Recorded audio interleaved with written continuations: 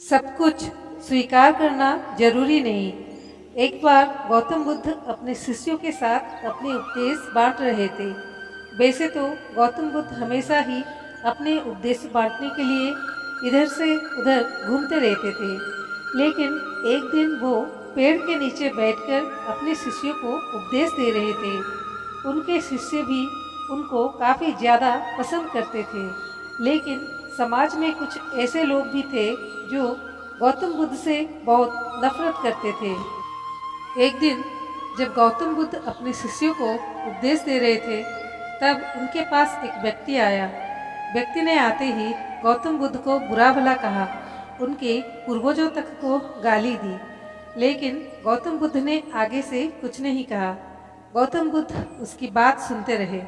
जब उस व्यक्ति ने देखा कि गौतम बुद्ध कुछ भी नहीं कह रहे हैं, तो उस व्यक्ति को और भी बुरा लगा। काफी देर बुरा भला कहने के बाद वो व्यक्ति शांत हो गया। गौतम बुद्ध के शिष्य भी ये सब कुछ देख रहे थे और गौतम बुद्ध के इस व्यवहार को देखकर काफी ज्यादा हैरान हो रहे थे।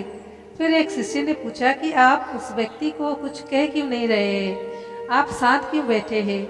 तब गौतम बुद्ध ने कहा कि अगर मुझे कोई तोहफा देता है तो उसे मैं स्वीकार करूं या ना करूं, ये मुझ पर निर्भर करता है। अगर मैं स्वीकार करता हूं तो वो तोहफा मेरा है, अगर मैं स्वीकार नहीं करता हूं तो वो तोहफा उसी व्यक्ति का है। ठीक उसी प्रकार ये व्यक्ति मुझे इतने अपशब्द कह रहा है, अगर मैं इसके अपशब्द स्वीकार करता तो वो मेरे होते। मैंने स्वीकार नहीं करे हैं तो ये शब्द इसी के खुद के ही है। हमें कभी भी उसी समय प्रतिक्रिया नहीं देनी चाहिए। हमें शांत होकर सही या गलत का फैसला करना चाहिए, उसके बाद ही अपनी प्रतिक्रिया देनी चाहिए।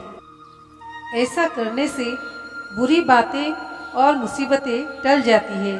गौतम बुद्ध की इस बात को सुनकर व्यक्ति बहुत ज़्यादा शर्मिंदा हो गया और गौतम बुद्ध के चरणों में आकर माफ़ी मांगने लगा। गौतम बुद्ध ने उस व्यक्ति को माफ़ कर दिया और वो आगे चले गए। इस कहानी से हमें ये शिक्षा मिलती है कि स्वीकार करना या ना करना ये हमारे ऊपर है।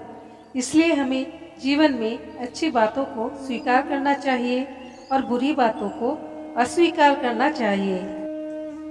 तो दोस्तों, कैसी लगी हमारी आज की कहानी कमेंट के माध्यम से बताइए। अच्छी लगी हो तो अपने दोस्तों के साथ जरूर शेयर कीजिए। धन्यवाद।